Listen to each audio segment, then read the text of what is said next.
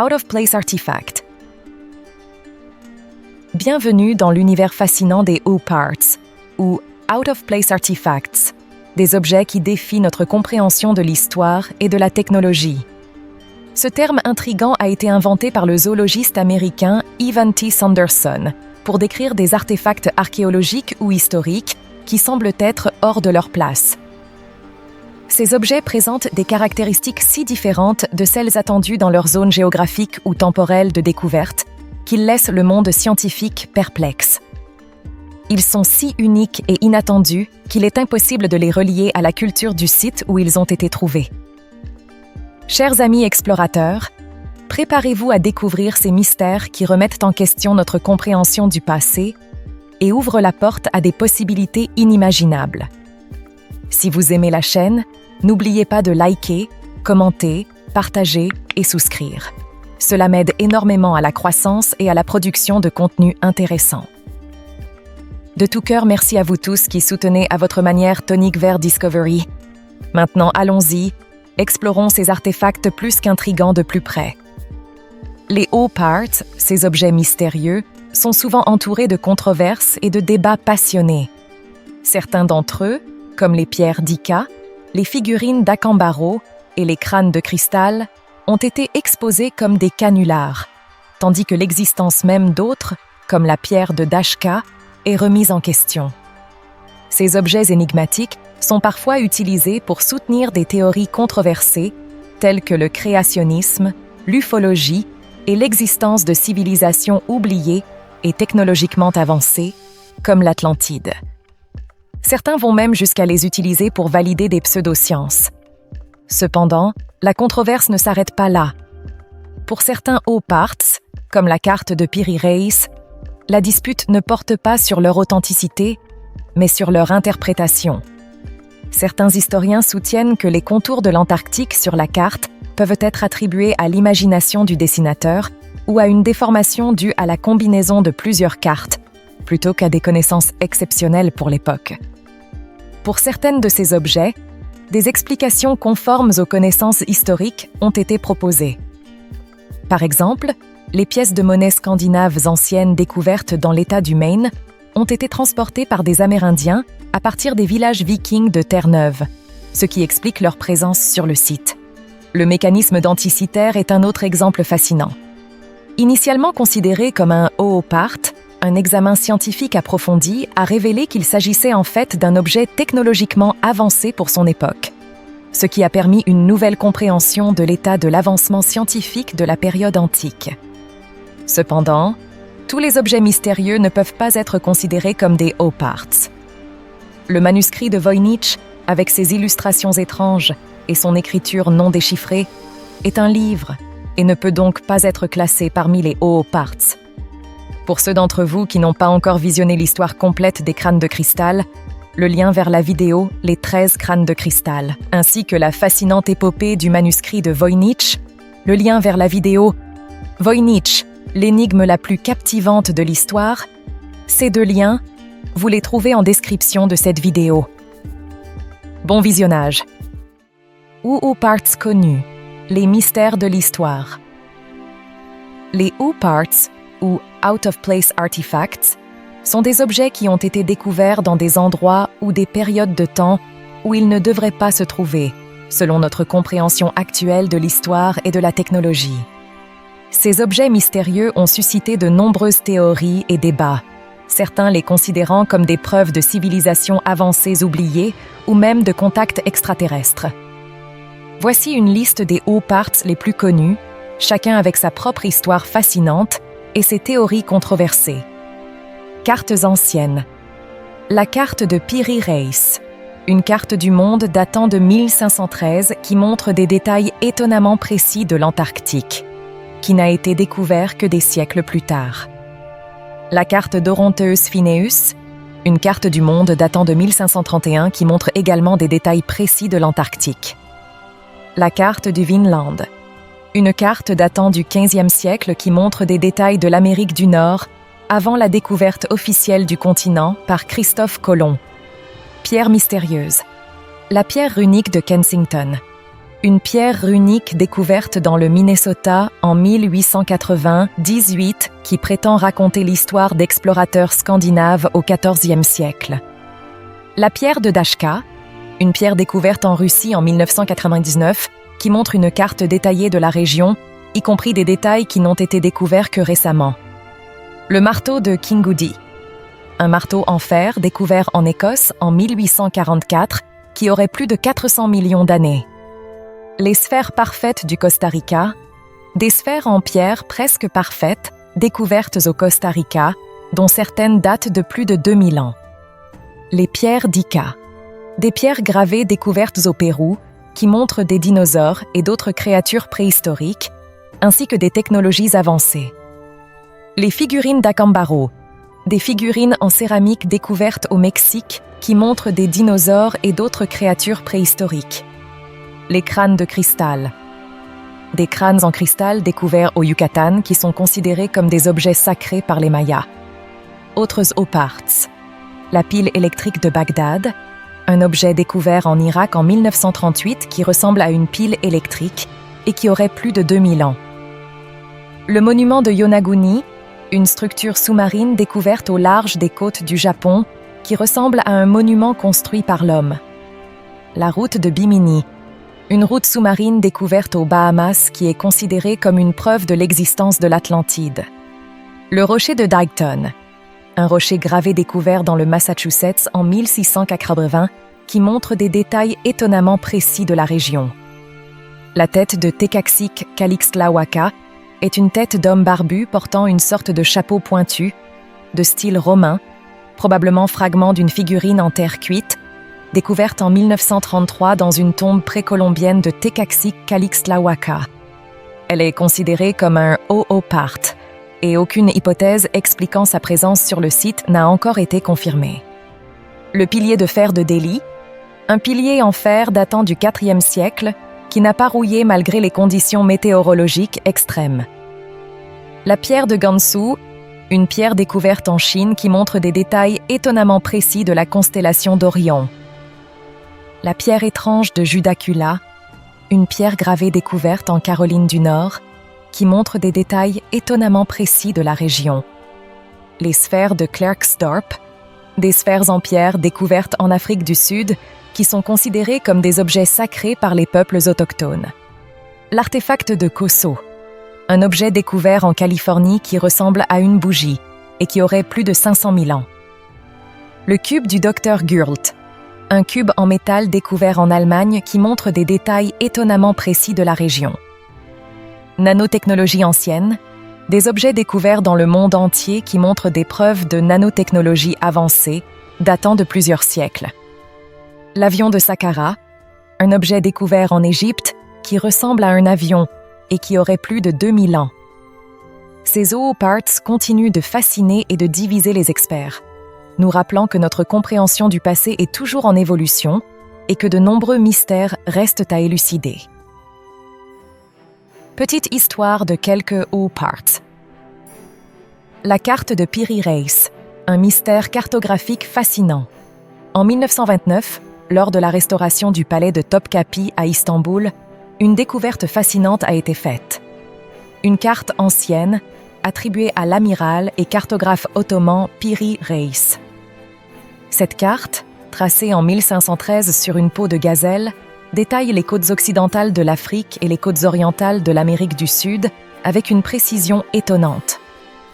Mais ce qui rend cette carte vraiment mystérieuse, ce sont les éléments géographiques qu'elle semble décrire, qui étaient inconnus ou impossibles à connaître avec les techniques de l'époque.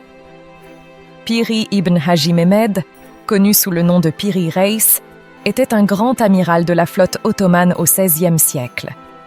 Lettré et passionné de cartes, il a collectionné et étudié de nombreuses cartes et données, certaines remontant même à l'Antiquité. En 1513 et en 1528, il a dessiné 2 cartes du monde, reprenant les informations de sa collection. Il a également écrit un ouvrage, Kitab-i-Bahriye, ou livre de navigation, dans lequel on trouve plus de 200 cartes représentant principalement l'Atlantique. La carte de Piri Reis est particulièrement intrigante car elle semble décrire des éléments géographiques qui n'étaient pas connus à l'époque, tels que les Andes avec des dessins de lamas. Mais ce qui est encore plus mystérieux, c'est la représentation des côtes de l'Antarctique, qui sont constamment prises par les glaces et donc impossibles à connaître avec les techniques de l'époque.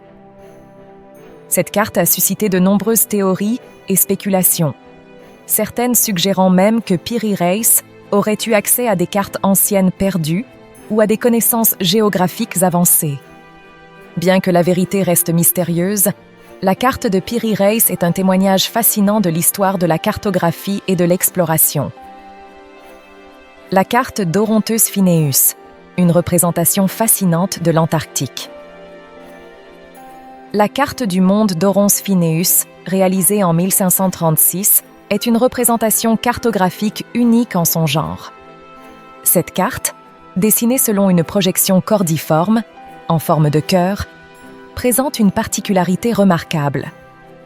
Elle représente avec une grande précision les terres australes, y compris l'Antarctique.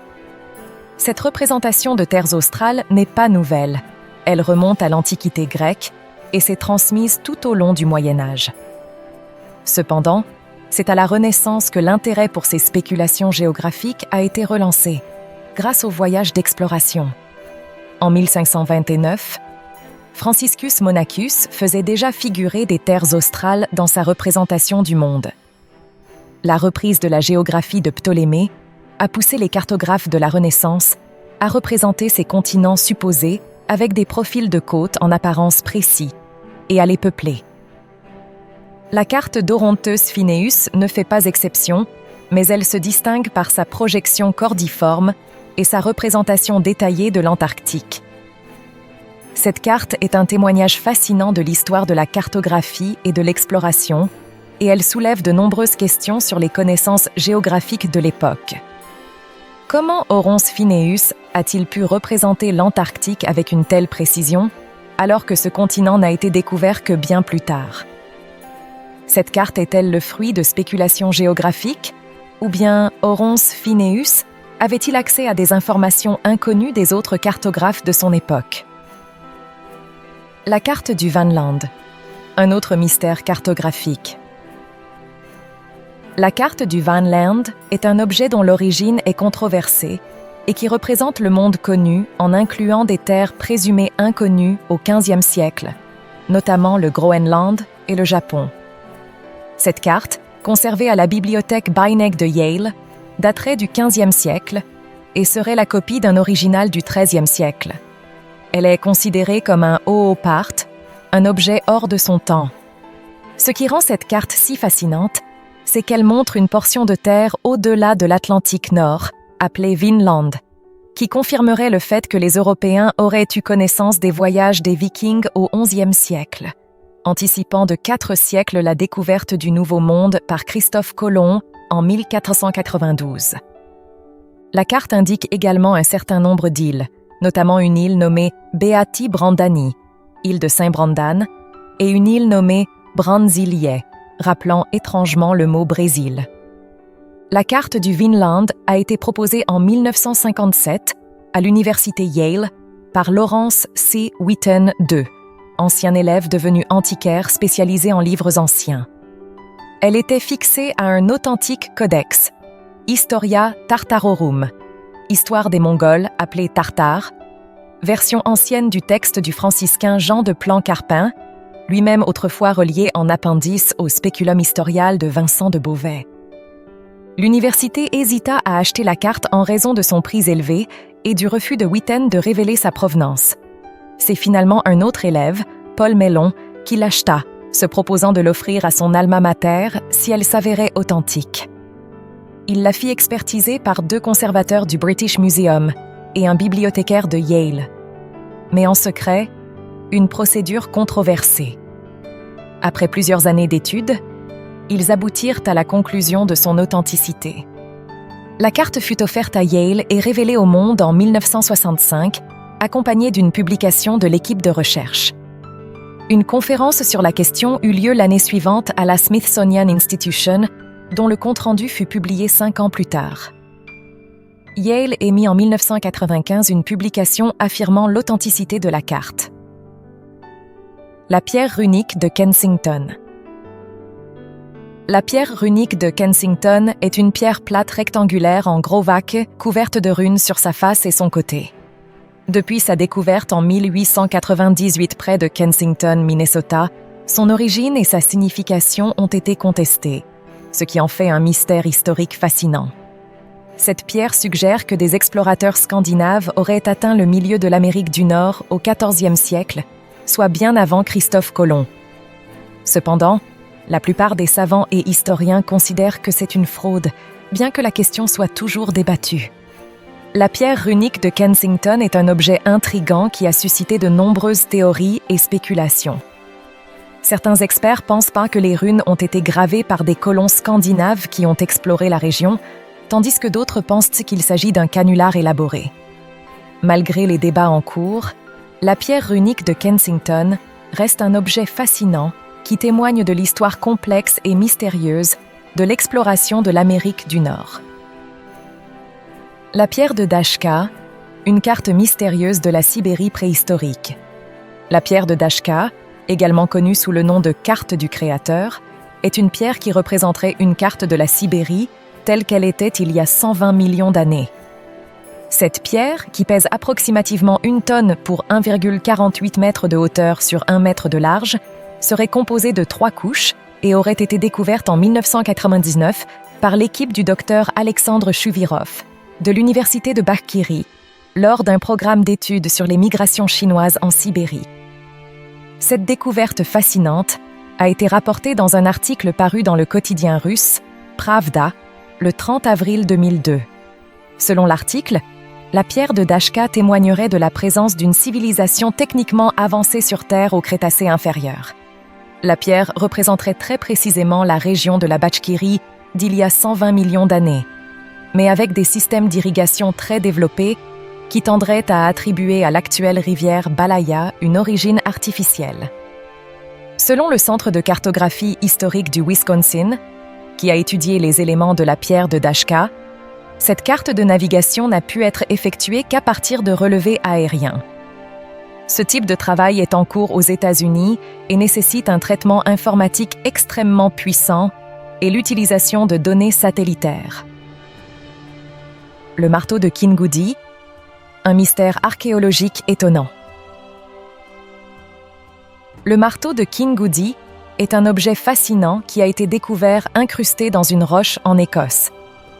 La partie en bois était fossilisée et la tête en fer était moulée dans la pierre, ce qui a soulevé de nombreuses questions sur son origine et son âge.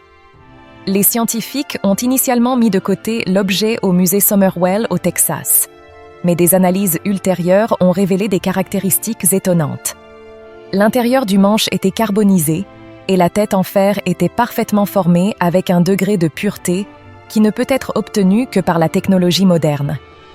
Le manche du marteau a également subi un processus de fossilisation préhistorique, ce qui suggère qu'il existait une civilisation humaine antérieure à la solidification de la roche. Selon les études de l'Institut métallurgique de Colombie, la tête du marteau est constituée de 97% de fer pur, de 2% de chlore et de 1% de soufre. Le fer a subi un processus de purification et de durcissement digne des métallurgies du XXe siècle. La partie de terre qui entoure la tête du marteau présente également certaines anomalies, s'étant totalement fondue à l'objet pour former une sorte d'étui. Cette découverte a soulevé de nombreuses théories et hypothèses. Certains ont suggéré que le marteau appartenait à un fragment de météorite, mais la composition chimique de l'étui contredit cette hypothèse. D'autres ont émis l'hypothèse que le processus d'incrustation a eu lieu sous des conditions atmosphériques différentes de celles actuelles, ce qui correspondrait à une époque antérieure. Certains scientifiques plus aventureux ont vu dans cet objet un indice supplémentaire de l'existence de civilisations aux capacités techniques avancées, dont nous ne conservons aujourd'hui que des légendes. Les sphères mégalithiques du Costa Rica. Disséminées à travers le monde, des sphères de granit parfaitement rondes, pesant jusqu'à 12 tonnes, ont été découvertes dans les forêts du Costa Rica. Ces sphères, également appelées boules, représentent une énigme archéologique fascinante qui continue de déconcerter les scientifiques. Ces sphères mégalithiques sont souvent découvertes éparpillées au hasard dans des régions inhospitalières, ce qui laisse supposer qu'elles sont l'œuvre de la main de l'homme. Cependant, la question de savoir comment ces sphères ont été transportées jusqu'à leur position actuelle reste sans réponse. Les sphères du Costa Rica ont été fabriquées par les cultures précolombiennes qui ont habité le sud du pays entre 300 après Jésus-Christ et peu avant l'arrivée des Européens. Elles ont été taillées et polies à la main à partir de roches brutes, sans l'aide d'instruments métalliques. La plupart des sphères ont été déplacées de leur lieu d'origine, ce qui rend difficile la datation précise de ces vestiges. Ces sphères parfaites ont été déplacées sur plus de 100 km depuis des carrières de calcaire et de granit jusqu'à leur emplacement actuel. La signification culturelle et symbolique de ces créations n'est toujours pas bien comprise, mais elle continue de fasciner les archéologues et les amateurs d'histoire. Les pierres d'Ica au Pérou. Les pierres d'Ica sont des pierres en andésite gravées qui représentent des scènes étranges et fascinantes, telles que des cohabitations entre hommes et dinosaures, des opérations chirurgicales et des technologies de pointe, telles que des télescopes et des fusées. Ces pierres ont été données vers 1966 par des fermiers au docteur Javier Cabrera, qui en posséderait plus de 10 000 dans son musée privé à Ica au Pérou. Cependant, l'authenticité de ces pierres est fortement mise en doute par différentes études. Les pierres d'Ica ont été utilisées par les tenants du créationnisme pour soutenir leur thèse, mais les preuves scientifiques de leur authenticité sont insuffisantes. Malgré les controverses entourant leur authenticité, les pierres d'Ica restent un mystère archéologique fascinant. Les gravures détaillées sur les pierres sont impressionnantes. Qu'elles soient authentiques ou non, les pierres d'Ica continuent d'attirer l'attention des chercheurs et des amateurs d'histoire, qui cherchent à comprendre leur origine et leur signification. Les figurines d'Acambaro. En 1945, l'Allemand Waldemar Julsrud a découvert des milliers de figurines en argile à Acambaro, au Mexique. Ces figurines, qui représentent des dinosaures, des chameaux et des animaux inconnus, ont suscité la controverse dans le monde archéologique. Bien que certaines personnes les considèrent comme une preuve de l'existence de dinosaures à l'époque préhistorique, la plupart des archéologues les considèrent comme une fraude. Les figurines d'Acambaro ont été découvertes par des paysans locaux qui ont été rémunérés pour leurs trouvailles. Elles ont été fabriquées à partir d'argile et représentent une variété d'animaux, y compris des dinosaures, des chameaux et des animaux inconnus. Certaines figurines sont visibles au musée d'Acambaro. Charles Hapgood, professeur d'histoire et d'anthropologie à l'Université du New Hampshire, est le premier scientifique à s'y être intéressé. Il a fait analyser les figurines par le laboratoire d'Isotopes Inc. du New Jersey en 1968 et l'Université de Pennsylvanie en 1972. Les résultats ont montré que le matériau remonterait à plus ou moins 3000 ans avant Jésus-Christ. Cependant, la datation au radiocarbone ne peut pas déterminer la date de fabrication des objets en argile, car elle ne mesure que l'âge des matériaux organiques contenus dans la Terre. Les crânes de cristal. Les crânes de cristal sont des représentations en cristal de roche d'un crâne humain qui ont captivé l'imagination des amateurs d'antiquités mésoaméricaines précolombiennes depuis le 19e siècle. Considérés comme représentatifs des cultures aztèques et mayas, les exemplaires les plus prestigieux sont le crâne de Paris et le crâne de Londres, qui ont fait l'objet de nombreux articles et dont le prêt a souvent été sollicité. Cependant, les fouilles du XXe siècle ne confirment pas la place supposée du crâne de cristal dans les cultures précolombiennes. Dans les années 1990, les pièces des collections publiques font l'objet d'expertises dont les résultats semblent indiquer qu'il s'agirait de créations tardives du XIXe siècle, ou tout au moins de l'époque coloniale pour les plus anciennes. Malgré la remise en question de leur authenticité, les crânes de cristal gardent leur pouvoir de fascination. Les amateurs d'ésotérisme leur prêtent une origine surnaturelle, ainsi que des pouvoirs de guérison physique et spirituelle. Le plus remarquable était celui que l'explorateur F.A. Mitchell Hedges prétendait avoir découvert dans les années 1920 à Belize. Pour regarder le film complet sur les crânes de cristal, cliquez sur le lien qui se trouve en description de cette vidéo. La pile électrique de Bagdad. En 1936, une poterie datant du IIIe siècle avant Jésus-Christ a été découverte dans un village près de Bagdad. Cette poterie, connue sous le nom de pile électrique de Bagdad, est devenue célèbre depuis que quelques archéologues ont émis l'hypothèse qu'elle aurait servi de pile électrique. Bien que cette thèse soit actuellement toujours controversée, elle a suscité de nombreux débats et spéculations dans le monde archéologique. La pile électrique de Bagdad est constituée d'un petit pot en terre cuite d'un diamètre d'environ 8 cm et d'une hauteur de 15 cm. Elle est constituée d'un petit barreau de fer d'environ 9 cm de long placé dans un cylindre en cuivre et isolé de l'ensemble par un bouchon d'asphalte. L'ensemble est rempli d'électrolytes et fermé hermétiquement par un autre bouchon d'asphalte. Cette pile de Bagdad prouve que les anciennes civilisations connaissaient l'électricité. Elle était en effet utilisée plus de 2000 ans avant la pile de Volta, pile argent-zinc, inventée en 1800 par le comte Alessandro Volta. Plusieurs de ces piles ont été trouvées aux environs de Bagdad, dans les ruines de Kujut Rabi, une ancienne ville parthe. Les Parthes ont dominé cette région à partir de 250 avant Jésus-Christ et jusqu'en 250 après Jésus-Christ. 10 autres piles furent découvertes plus tard à Ctésiphon, une cité antique à 32 km au sud-est de Bagdad, qui, selon les historiens, était la résidence d'hiver des rois parthes. Depuis sa découverte, la pile de Bagdad a été l'objet d'une vaste controverse. Certains sceptiques estiment que l'idée de l'utilisation de l'électricité à cette époque est peu probable, tandis que d'autres passionnément convaincus de la validité de la pile de Bagdad soutiennent que cet artefact fournit des preuves de l'utilisation de l'électricité dans l'Antiquité. Les débats fervents entourant l'objet sont donc loin d'être terminés. Le mystère du monument de Yonaguni, une découverte sous-marine fascinante.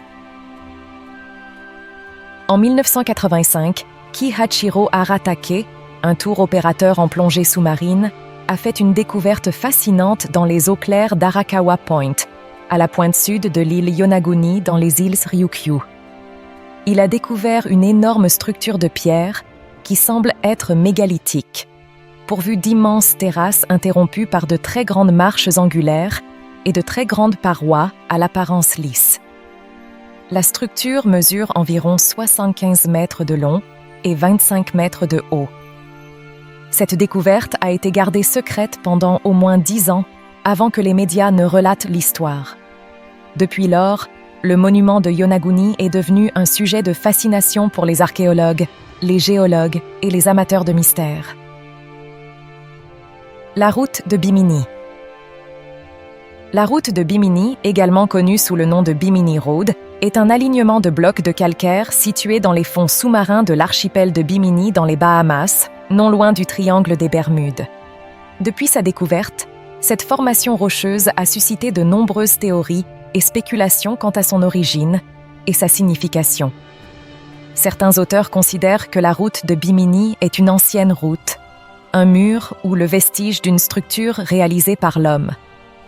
Parmi eux, certains croient même qu'il s'agit d'un vestige lié à la civilisation mythique de l'Atlantide, confirmant ainsi les prédictions du célèbre médium Edgar Cayce.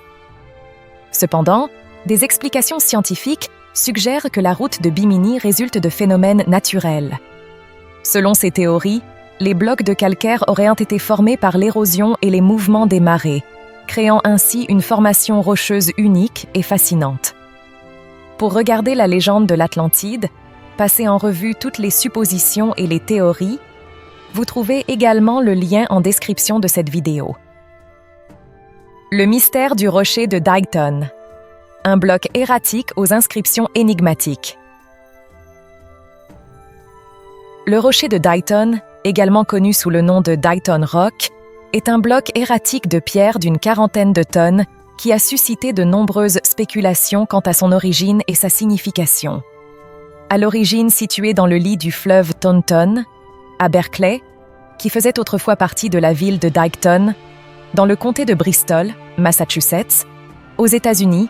Ce rocher est célèbre pour ses mystérieuses inscriptions qui ont donné lieu à plusieurs hypothèses sur la découverte de l'Amérique du Nord.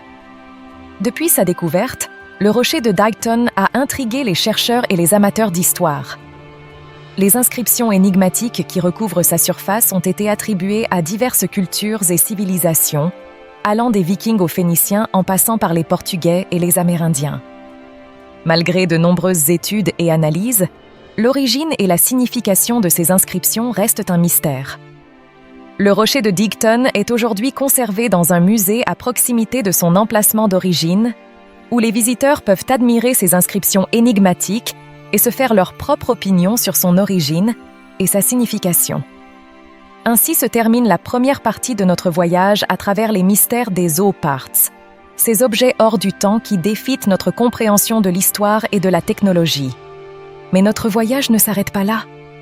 Il y a encore tant d'autres Zooparts à découvrir, comme la tête de Tekaksik Kalixtlahuaca, le pilier de fer de Delhi, la pierre de Gansu, la pierre étrange de Judakula, les sphères de Klerksdorp, l'artefact de Kozo, le cube du docteur Gurt, la nanotechnologie ancienne et l'avion de Saqqara. Alors, qu'en pensez-vous? Voulez-vous continuer l'aventure et explorer ces autres Zooparts dans un deuxième épisode? Faites-moi part de vos souhaits, commentaires et de vos réflexions. Au revoir chers amis et à très bientôt. Bye, bye.